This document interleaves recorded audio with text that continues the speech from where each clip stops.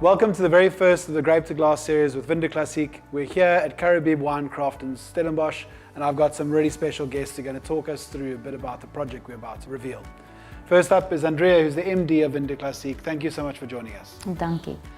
Andrea, can you tell us a bit about Vineyard Classique and where it all started? VDC het eintlik begin deur een van die waardes wat ons probeer deurgee met ons Charmey reeks is vrede en vriendskap. And is this something that you started alone, or was it a family project?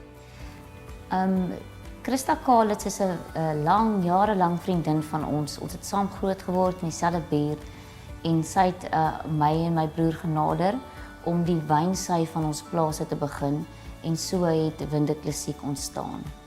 And is she still involved? Is this still how the business operates, or has it changed over time?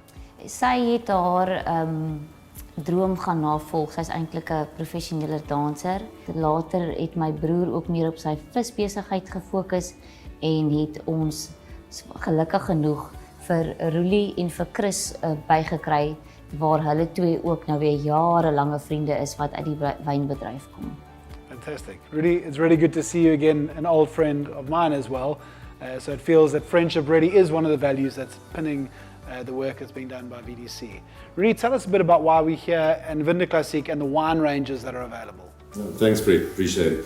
Yeah, like Andrea said, I was fortunate enough to join them about a year ago after a long career in the liquor industry, and where you and our friends have come from. So I joined about a year ago, and that was the same time where we sat with the pandemic, which actually counted in our favor a little bit. So our portfolio exists of 3 legs at this stage. So we've got an entry level called Bon Voyage. Then we've got the mid-range, Charmey that Andrea mentioned just now, and then we've got our higher end wine called Vrede after the farm, what we spoke about earlier. So the year was beneficial for us in a sense, not that they were in the sales, but it gave us a time to just really look what we have. So we totally changed the look and feel of the brands up to where they are now. So that is the range. Where we're going forward, that is the next step. So up to now, the portfolio is existing on those 3. And tell me a bit about where somebody might be able to find these. Are they only available locally?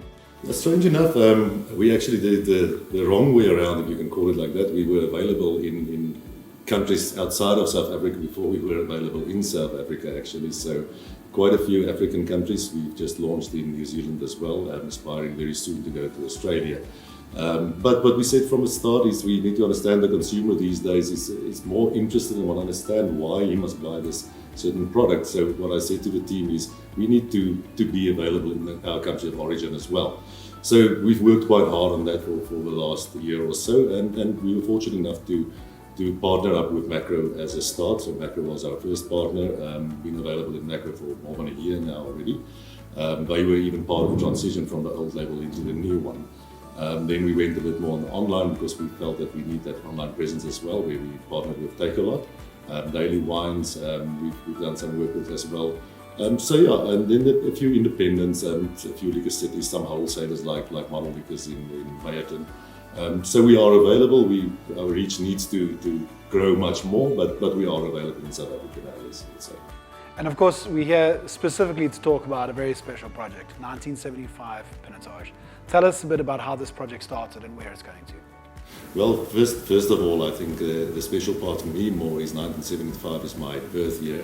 So when Britt and Andrea mentioned to me that they've got this block of 1975 Pinotage, I immediately was more interested to find out what's happening. And at the same time also, I think the momentum behind the Old Wine project started picking up a hell of a lot as well. So we thought maybe it's a good time to show really what we're trying to aspire to become one day. And like I explained to you, our range currently, so this project is to evolve into something even higher end than our Vrede range.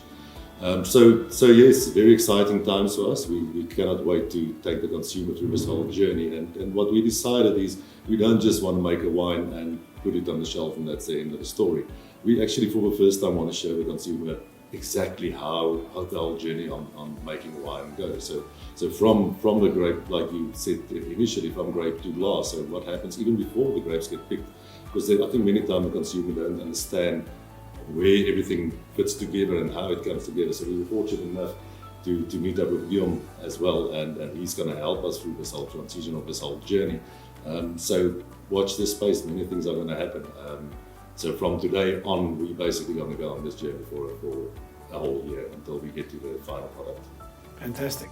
So in order to make some great wine, you obviously need great grapes, but you also need a very talented winemaker, and in steps Guillaume Nel. Maybe you can tell us a bit, as a winemaker, how hard is it to make a choice as to where to invest your talent in creating and crafting wine? Thanks Fred. I think winemaking is all about passion. It's about making something you believe in. And when I met up with Tim and Brian, we spoke about this project. It was really something that triggered my interest. And so to make a wine, you must really believe in what you're doing. And when I visited this vineyard for the first time, I realized that there's such amazing potential in this vineyard. And it's something that I want to be part of also. And as you know, the wines that I make are vineyards that I use that I truly believe in. Because if you can't make wine from their grapes, and when you look at this vineyard, you just realize that the potential that you work with, the building blocks, are really, really high, can be high quality. And that's where we want to end up, producing one of the best wines in the world. And if you do that with friends in an environment like this, why not? Well, this sounds like an incredible journey, and I'm sure we can only expect the best coming out in the future. Rudy, can you just explain quickly what those who are watching might expect to see over the next few months? Yeah, thanks, Fred. Like I said earlier, this is a whole journey. We want to take the consumer right through the start to the end of what's happening, and that involves a lot of other partners as well. So we're going to carry on with what we are doing now, and we're going to show the consumer who is involved in the whole value chain of the making of a world-class brand like Guillaume just said. So there will be interviews with people that does the packaging, there will be interviews with people that does the labeling, the cork, everything that forms part of a whole journey will be experienced over the next year. So we're going to interview all these type of people, and thank you very much for assisting us with that. So we're very excited, and we're really putting a lot of effort behind what we want to do and how to make it really special and memorable. We will even review later on how we're going to package this to market at the end of the day, but that's something for later. Yes, I'm sitting on the edge of my seat, and I can't wait to hear as the story unfolds. Really excited also to go on the learning journey with everyone else as well.